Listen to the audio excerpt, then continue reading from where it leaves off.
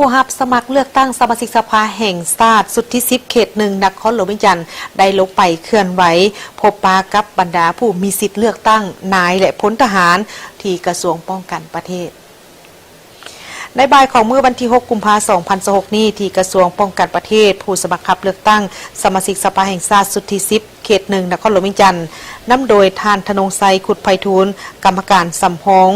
ศูนย์กลางพรรคกรรมการพรรคนครหลวงหัวหน้าของการคณะกรรมการส่งเสริมและการลงทุนนครหลวงวิจันทร์พร้อมด้วยผู้สมัครจำนวน12ท่านได้ลงไปพบปะนายและพลทหารภายหลังที่ได้มีพิธีเปิดตัวอย่างเป็นทางการของผู้สมัครเป็นสมาชิกสภาแห่งชาติสุดที่10เขตเลือกตั้งที่1ต่อกับผู้มีสิทธิ์เลือกตั้งในตอนเช้าของวันที่6กุมภาพันธ์อยู่ที่หอประชุมแห่งชาติและก็ได้แบ่งกลุ่มออกพบปะกับผู้ที่มีสิทธิ์เลือกตั้งสำหรับผู้ที่ลงสมัครรับเลือกตั้งสมาชิกสภาแห่งชาติหรือสสสสุดที่10เขต1นครหลวงวิจันทร์มีทั้งหมดแม่น25ทานเป็นหญิงเป็น7ทานเลือกเอา19ทานการลงเคลื่อนไหวในครั้งนี้เป็นเพื่อเป็นการทำประกันให้แก่การโฆษณาหาเสียงและการแนะนำตัวของผู้สมัครให้เป็นที่รับรู้ได้อย่างทั่วถึงและลึกซึ้งในทุกโครงเขตคณะผู้สมัครเป็นได้มีการแบ่งเป็นจุในการลงพบปะกับบรรดาพนักงานลักแหล่งและประชาชนในแต่ละจุดอย่างใกล้ชิดพร้อมเดียวกันนั้นก็ได้ในพิธีก็ยังได้มีการผ่านชีวประวัติย่อและผ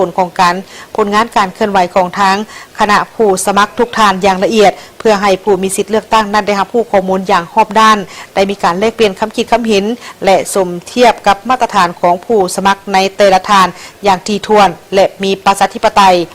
การพบปะกันในครั้งนี้แม่นถือเป็นบาดก้าวที่สำคัญเพื่อเป็นการในสาเหตุให้บรรดาพนักงานนายและพลทหารก็คือพ่อแม่ประชาชนสามารถตัดสินใจปนบัตรคัดเลือกเอาตัวแทนที่มีความรู้ความสามารถและมีคุณสมบัติศีลธรรมปฏิบัติและหักชาติหักประชาชนอย่างแท้จริงเข้าไปเฮ็ดหน้าที่เป็นกระบอกเสียงปกป้องสิทธิและผลประโยชน์ของประชาชนอยู่ในสภาแห่งชาติและสภาประชาชนแขวงให้มีความเข้มแข็งและศักดิ์สิทธิ์กว่าเก่าในสาเหตุให้การปนบัตรเลือกตั้งในครั้งนี้มีประสิทธิผลและเข้มงวดตามระเบียบกฎหมาย